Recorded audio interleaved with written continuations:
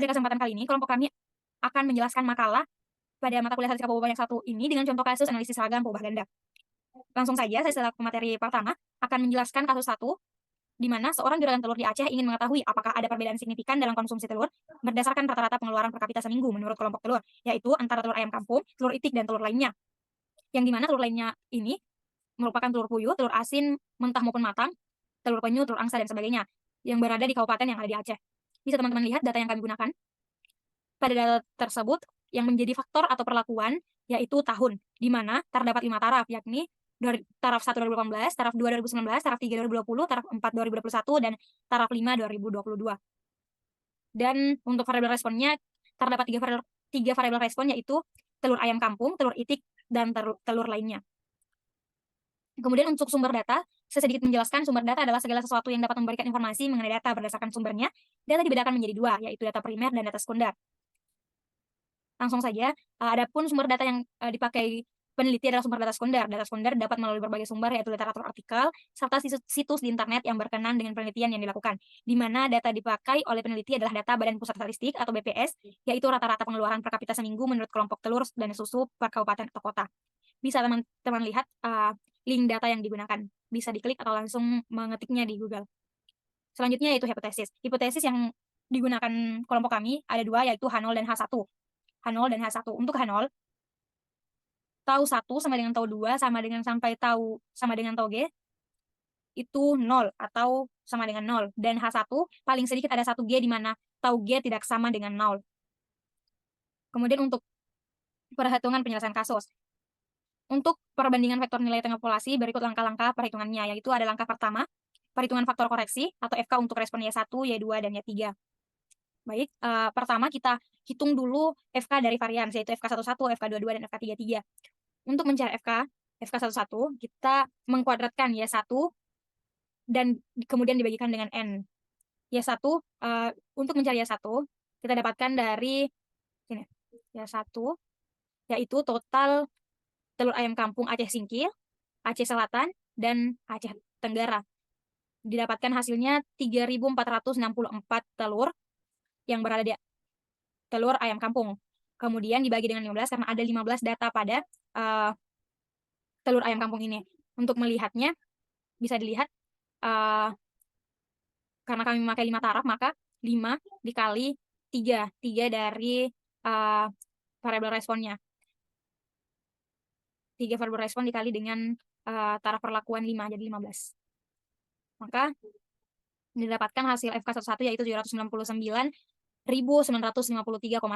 Untuk FK22 sama caranya, kita menjumlahkan dulu telur itik, total telur itik yang ada di Aceh Singkil dan seterusnya, dan dapatkan hasilnya 3.111 dikuadratkan dibagi dengan 15 sama dengan yang tadi, jumlah data, dan dapatkan hasil 645.221,4. Begitupun dengan FK33. Kita kuadratkan Y3 dan dibagi dengan 15 dan dapatkan hasil 76.469,4. Kemudian untuk mencari FK12 atau FK covariance, FK12, kita mengalihkan Y1 dan Y2. Tadi kita mengkuadratkan karena yang dicari Y-nya sama. Jadi FK11, Y1 kuadrat. Kalau FK12, Y1 dikali dengan Y2. Maka tadi kita dapatkan Y1-nya 3.464 dan Y2-nya 3.111. Kita kalikan kemudian dibagi 15 dan dapatkan hasil 718.433,6. Kemudian FK13 Y1 dikali Y3 bagi N didapatkan hasilnya 247.329,6 dan begitupun FK23 dapatkan hasilnya 222.125,4 sehingga didapatkan matriks faktor koreksinya yakni sebagai berikut. Bisa teman-teman lihat hasil dari FK, mendapatkan matriks faktor koreksinya. Kemudian untuk langkah selanjutnya atau langkah 2, saya persilahkan kepada teman kelompok saya untuk melanjutkan materinya. Sekian, terima kasih ya. Baik, terima kasih atas kesempatan yang telah diberikan. Di sini saya akan melanjutkan materi sebelumnya. Perkenalkan, nama saya Nur Samsuriani Bestari dengan NIM 216112501010. Jadi yang selanjutnya itu menghitung jumlah kuadrat total terkoreksinya atau JKT-nya dan jumlah hasil kali total terkoreksinya atau JKT-nya untuk respon Y1, Y2, dan Y3.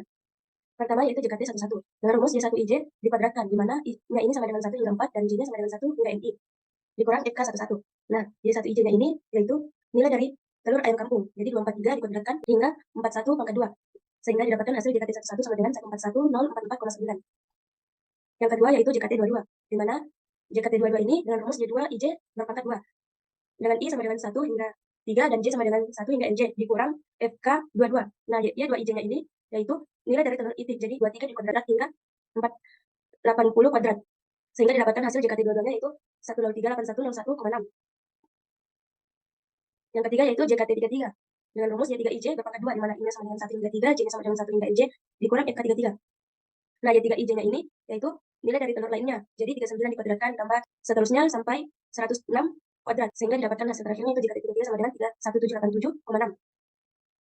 Kemudian JKHT12-nya dengan rumus Y1IJ-nya dikali Y2IJ-nya. Nah, tadi Y1IJ-nya kan nilai dari telur ayam kampung dikali dengan Y2IJ, yaitu telur itik, dan hasil akhirnya itu JKHT12-nya yaitu minus 147.960,6. Yang kemudian JKHT13-nya. Nah, JKHT13-nya ini Y1IJ-nya yang dikali dengan Y3IJ-nya, kemudian dikurang FK13-nya. Jadi telur ayam kampung yang dikali dengan telur lainnya, sehingga dihasilkan JKHT13-nya sama dengan minus 17807,6. Dan yang terakhir itu JKHT23-nya. Jadi Y2IJ-nya yang dikali dengan Y3IJ-nya, kemudian dikurang FK23.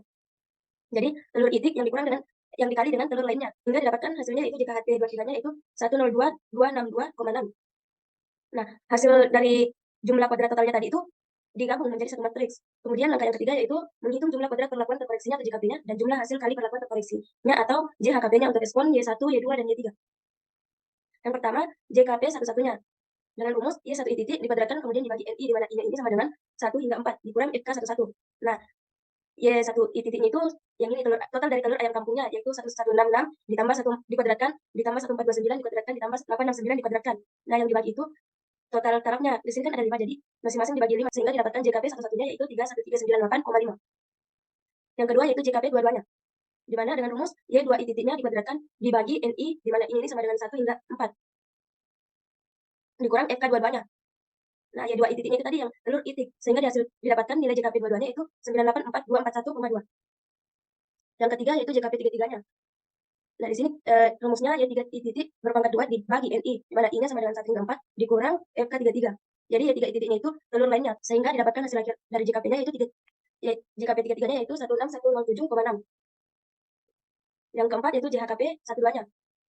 Dengan rumus Y1 I titiknya yang dikali dengan Y2 I titik dibagi NI-nya. Nah, di sini I-nya sama dengan 1 hingga 4 dikurang FK satu-duanya. Jadi, total dari telur ayam kampung dikali dengan telur itik, sehingga didapatkan JHKP satu-duanya yaitu minus 153.703,6. Yang kelima yaitu JHKP satu-tiganya. Nah, JHKP satu-tiga ini berarti Y1-nya yang dikali dengan Y3-nya. Jadi, total telur ayam kampung ini yang dikali dengan total telur lainnya, sehingga didapatkan hasil akhir JHKP satu-tiganya yaitu minus 21848,2. Dan yang terakhir yaitu JHKP dua-tiganya, berarti yang Y2-nya yang dikali dengan Y3. Jadi total telur itiknya yang dikali dengan total telur lainnya. Didapatkan hasil akhir dari JHKP dua-tiganya yaitu 92469. Sehingga didapatkan matriks jumlah kuadrat dan hasil kali perlakuan yaitu sebagai berikut, dapat dilihat matriks P-nya. Sekian dari saya kembalikan. Salsabila Oktaviani, di mana saya akan menjelaskan langkah 4 untuk kasus 1, yaitu perhitungan jumlah kuadrat galet dan jumlah hasil kali galet untuk respon Y1, Y2, dan Y3. Nah, karena diketahui untuk responnya itu berjumlah 3, maka nanti didapatkan matriks bahwa 3 di mana anggota dari matriks itu berjumlah 9, yaitu 3 JKG dan 6 JHKG. Tetapi JHKG yang dari di sini itu hanya berjumlah 3, karena elemen 1, 3 itu sama dengan elemen 3, 1, elemen 1, 2 itu sama dengan elemen 2, 1, dan elemen 2, 3 itu sama dengan elemen 3, 2.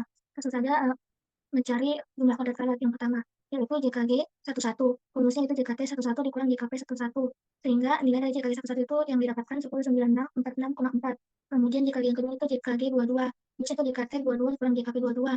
Nah, didapatkan nilai dari JKG 22 itu 52860,4. Kemudian JKG yang ketiga itu JKG 33. Rumusnya ialah JKT 33 dikurang JKP 33. Didapatkan nilai JKG 33 itu 15.680. Kemudian JHKG yang pertama itu JHKG 12 atau JHKG 21. Rumusnya itu JHKT 12 dikurang JHKP 12.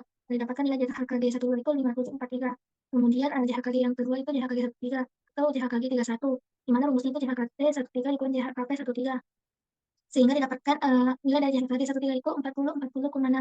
Kemudian JHKG 23 atau JHKG 32, rumusnya JHKT 23 dikurang JHKP 23. Didapatkan nilai dari JHKG 23 itu 99,6.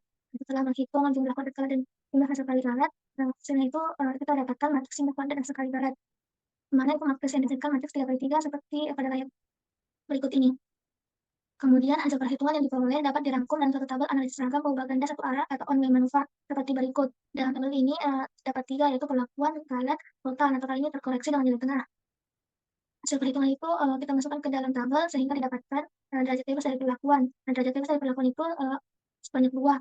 2 ini didapatkan di mana rumus dari derajat bebas perlakuan itu dikurang 1, yaitu 3 kurang 1 sehingga dapatkan 2.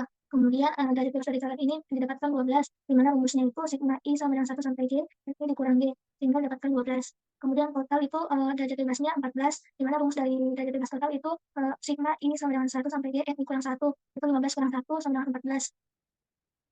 Kemudian tadi matriks-matriks dari perlakuan, galat dan total itu kita masukkan ke tabel JK dan JHK, sehingga didapatkan seperti berikut ini. Itulah yang dapat saya sampaikan, lebih dan kurangnya mohon dimaafkan. Wassalamualaikum warahmatullahi wabarakatuh. 768622 Di sini juga kita lihat yaitu totalnya, matriks totalnya itu adalah 141044,9 menjelaskan statistik uji lambda Wills, yaitu adalah di mana sini ada rumusnya uji lambda sama dengan galat per galat tambah perlakuan sama dengan galat per total. Dan di mana G itu adalah determinan dari matriks galat atau biasa disebut G, dan T adalah determinan dari matriks total yang biasa disebut dengan T. Ya, langsung saja kita di sini berdasarkan tabel yang diperoleh, di mana galat bilan min 14796,6, min 17807,6, min 14796,6, 1038101,6, 1022626,6, min 17807,6, 1022662,6, 31787,6, yaitu hasilnya adalah 2,93,099,66,21,58,723,82. Yang dimana di sini langsung kita uji lambda, yang dimana galat per T total. Kita masukkan galatnya yang kita cari tadi, yang hasilnya ini kita masukkan ke sini, 81141117686229,072 per 26,93,099,66,21,58,723,82. Hasilnya itu sama dengan 0,0301293. Dalam kasus di atas, perlakuan sama dengan 3,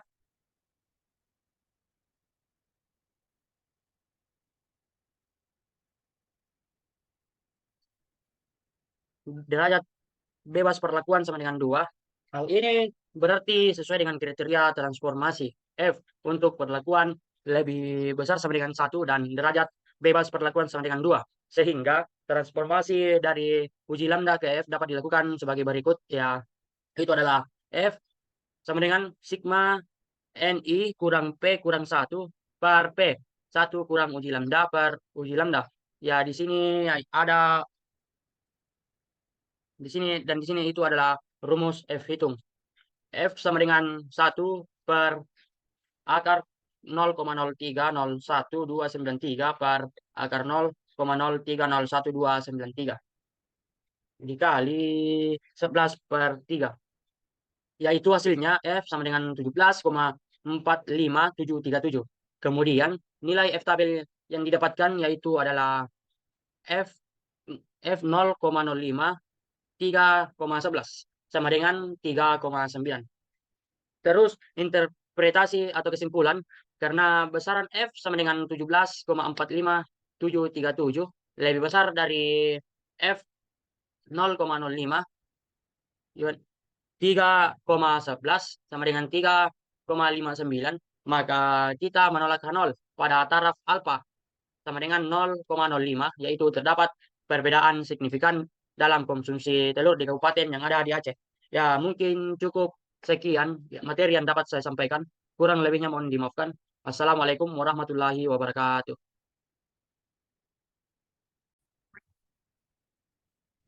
Nah, selanjutnya saya akan menjelaskan kasus yang kedua, yaitu pada tahun 2020 adalah tahun di mana COVID merebak di Sulawesi Selatan. Saat itu, masyarakat sedang mengalami pemulihan ekonomi karena tidak boleh keluar rumah pada saat itu, baik itu masyarakat yang berada di desa dan yang berada di kota. Saat itu, masyarakat juga dituntut untuk memakan makanan yang bergizi seperti beras dan bayam. Maka dari itu, seorang mahasiswa fisika dari Universitas Negeri Makassar, angkatan 2021 bersama teman-temannya ingin meneliti apakah terdapat perbedaan dalam konsumsi beras dan bayam dalam seminggu berdasarkan golongan pengeluaran per kapita dalam 7 taraf yang berbeda, serta jenis kelompok tempat tinggal, perkotaan ataupun pedesaan. Berikut adalah datanya. Bisa teman-teman lihat data yang digunakan oleh kelompok kami, yaitu golongan pengeluarannya terbagi menjadi 7 taraf, yang perkotaan dan pedesaan.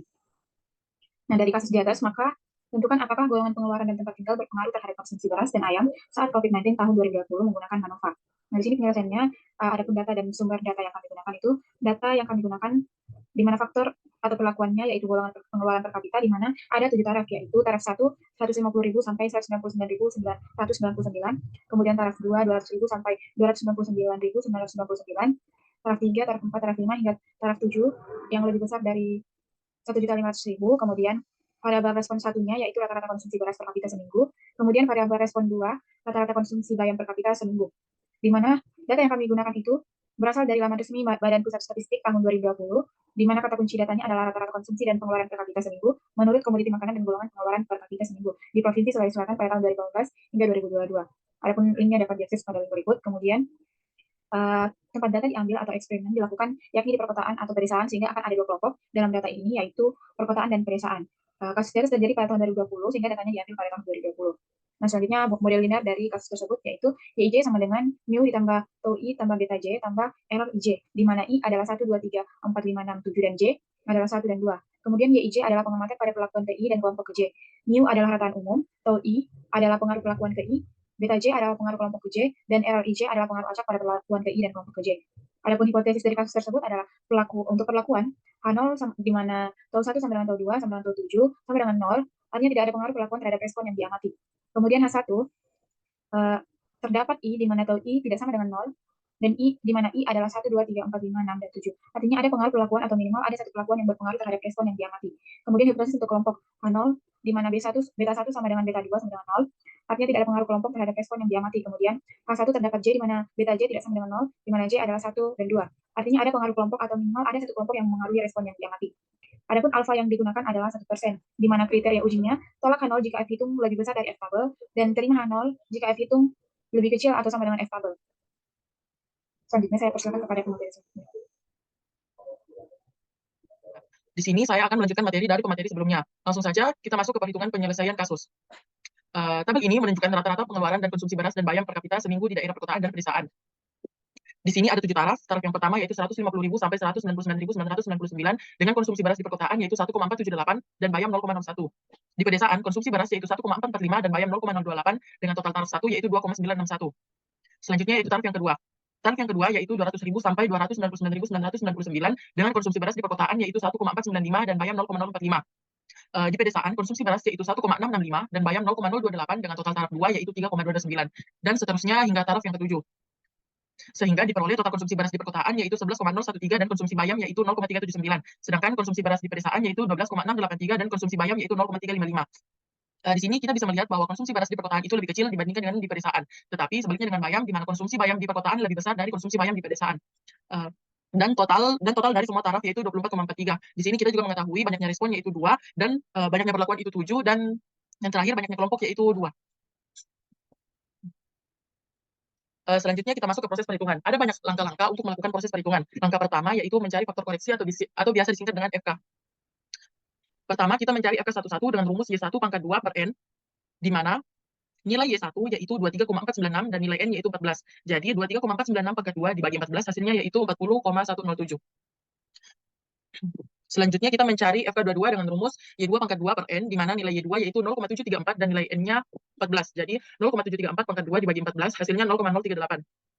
Dan yang terakhir yaitu kita mencari nilai FK21 dan FK12, di mana FK21 sama dengan FK12. Kita bisa menggunakan rumus Y1 dikali Y2 per N, jadi 23,496 dikali 0,734 dibagi 14, hasilnya yaitu 1,242. Selanjutnya itu langkah yang kedua. Langkah yang kedua yaitu mencari jumlah kuadrat total atau biasa disingkat dengan JKT dan jumlah hasil kali total koreksi yang biasa disingkat dengan JHKT. Pertama, kita mencari nilai JKT 11 dengan rumus sigma-sigma Y1 IJ pangkat 2 dikurang FK11. Di sini kita mendapatkan nilai JKT 11 yaitu 0,454. Selanjutnya kita mencari nilai JKT 22 dengan rumus sigma-sigma Y2 IJ pangkat 2 kurang FK22. Di sini kita mendapatkan nilai 0,007. Dan yang terakhir kita mencari nilai JHKT 21 dan JHKT 12. Di mana nilai JHKT 21 dan sama dengan nilai JHKT 12. Di sini kita menggunakan rumus sigma-sigma Y1 IJ dikali dengan Y2 IJ dikurang FK12 sehingga kita mendapatkan 0,073. Mungkin itu saja. Sekian materi dari saya serahkan ke pemateri selanjutnya. Nah, yang pertama adalah jumlah kuadrat perlakuan. Untuk mencari jumlah kuadrat perlakuan ini, kita harus membentuk tabel baru, yang mana ini berisi data-data dari perlakuannya. Misal ini adalah data awal, kemudian kita membentuk tabel di mana kita menjumlah perlakuan. Misalnya variabel respon 1 beras ini, kita tambah di di wilayah pedesaan.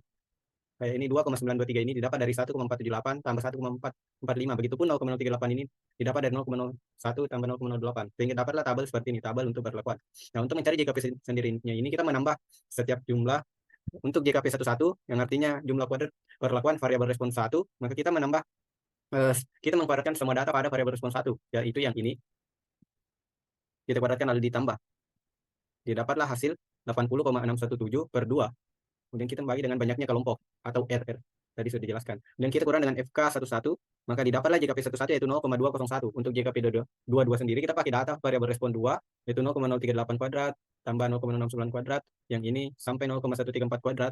Lalu kita bagi dengan banyaknya kelompok yaitu 2 dikurang dengan FK22. Maka didapat JKP 22 itu yaitu 0,006. Untuk jumlah kuadrat hasil perkalian, maka kita mengkalikan data pada baris 1, data-data yang ada pada baris 1, lalu kita menambah dengan hasil kali data-data yang sudah dikali pada baris 2. Kayak ini 2,923 kali 0,038 ditambah 3,16 kali 0,069 sampai dengan 3,484 kali 0,173. Berikut adalah perhitungannya. Ini tadi nanti sampai 3,484 dikali 0,173 dibagi dengan banyaknya kelompok dikurang dengan FK12, maka didapat jumlah hasil kali perlakuan variabel respon 1 dikali variabel respon 2 0,02. Nah, selanjutnya adalah jumlah kuadrat kelompok. Untuk mencari JKK 11, maka kita melihat pada tabel di sini perkotaan dan pedesaan. Kita tidak melihat data-data pada tabel ini, namun kita melihat jumlahnya di bagian totalnya. Nah, untuk mencari JKK 11, maka kita mencari jumlah kuadrat kelompok pertama, yaitu perkotaan. Maka kita dapatlah yang ini 11,013 kuadrat ditambah di sini, mohon maaf ada kesalahan, harusnya bukan 12, namun 0,379 kuadrat dibagi dengan banyaknya perlakuan. Ini bagian perlakuan, banyaknya perlakuan ini dikurang dengan FK11, maka didapat JKK 11 sama dengan 0,199. Nah, untuk JKK 22 sama seperti tadi, kita pakai data penjumlahan pada wilayah kedua atau kelompok kedua yaitu pedesaan. Kita pakai data ini 12,683 kuadrat ditambah 0,355 dibagi dengan banyaknya perlakuan yaitu 7 dikurang FK22 yaitu 0,038, didapat hasil 0,0005.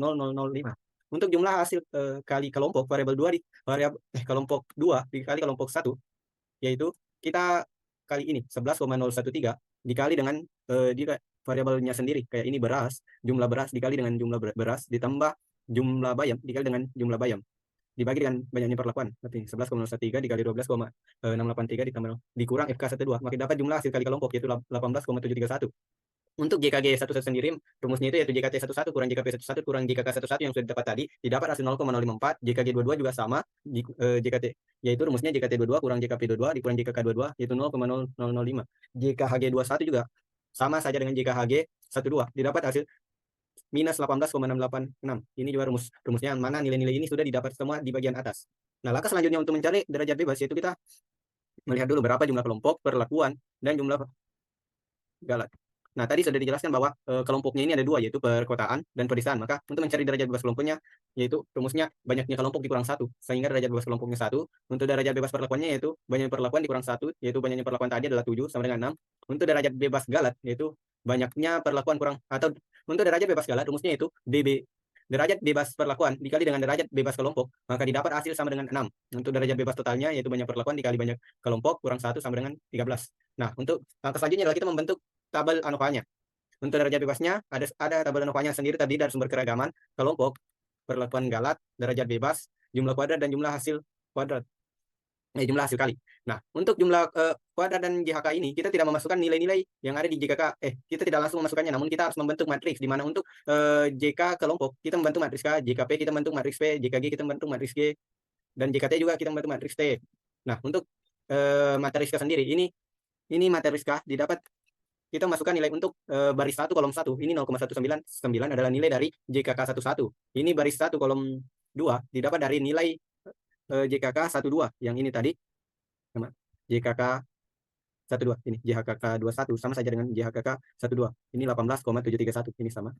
Untuk baris 2 kolom 1 sama saja tadi di JKK 21. Ini nilai 0,005 adalah nilai dari JKK 22. Untuk baris P-nya kita makin nilai-nilai di JKP. Untuk baris 1 kolom 1 adalah JKP 11. Ini nilainya JKP 21, ini nilainya JKP 12 sama saja biar mau terbalik juga sama. Ini nilainya adalah JKP 22. Nah, untuk matriks galatnya ini adalah nilainya JKG 11 yang sudah dapat tadi. Ini nilainya JKG 22, JKG 12, JKG 21, JKG 22. Matriks T sama saja kita pakai nilai-nilai yang ada di JKT. Ini JKT 11, JKT 12, JKT 21. Nama saya Muhammad Ali Fahri dari grup B untuk statistika banyak 1. Di sini saya akan melanjutkan materi sebelumnya. Nah, kemudian di sini kita akan menghitung hitung perlakuan untuk sumber keragaman untuk galat, jumlah kuadrat dan jumlah hasil kali untuk galat, yaitu 0,054 min 18,686 minus 18,686 dan 0,005, hasilnya itu minus 349,149. Nah, kemudian kita hitung untuk gala ditambah perlakuan sama dengan totalnya, total untuk jumlah kuadrat dan jumlah hasil kali total, yang dimana 0,454 dan 0,073, 0,073 dan 0,007 untuk galat ditambah perlakuan sama dengan 0,454, 0,073 dan 0,073 dan 0,007, hasilnya itu minus 0,002. Nah, untuk selanjutnya kita menghitung lambdanya sama dengan galat per galat ditambah perlakuan.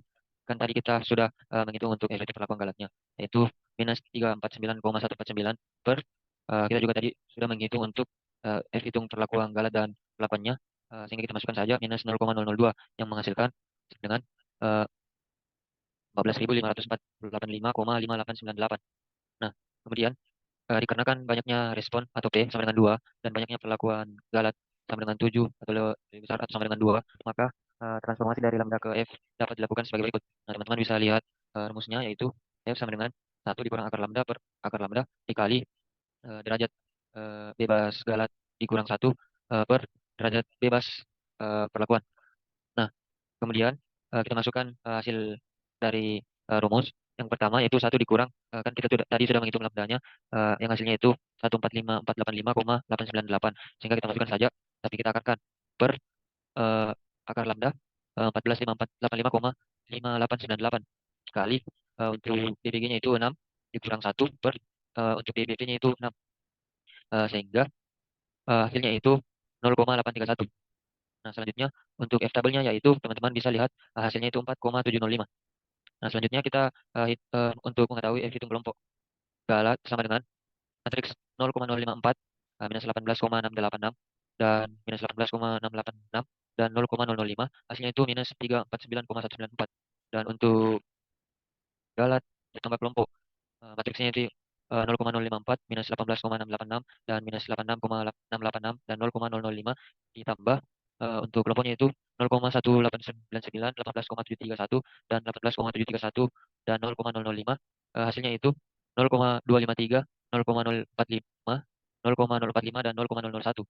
Kita jumlahkan, hasilnya itu minus 0,00177. Nah, yang kemudian kita hitung lambdanya. Untuk rumusnya itu galat per galat ditambah kelompok. Kan tadi kita sudah mengetahui jumlah galat untuk F hitung kelompok yaitu minus 349,194 per galat ditambah kelompok, yaitu hasilnya minus 0,00177. Nah, kita bagi hasilnya itu 19.7061,253. Dikarenakan banyaknya respon atau P-nya sama dengan 2 dan banyaknya kelompok atau R-nya itu sama dengan 2, lebih besar atau sama dengan 2, maka kita transformasi dari lambda ke F dapat dilakukan sebagai berikut.